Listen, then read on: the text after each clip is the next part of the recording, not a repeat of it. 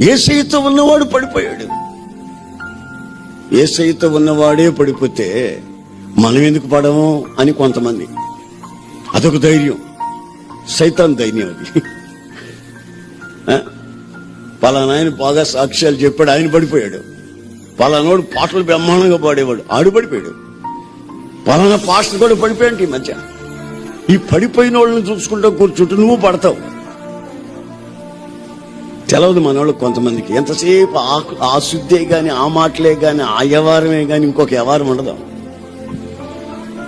మిలిటరీలో ఈ శత్రువు వాళ్ళని కొట్టాడండి, అడలో 10 మంది చచ్చిపోయారు. ఇంక ఉండే 10 మంది ఏళ్ళని చూస్తూ కూర్చుంటే ఎలాగా?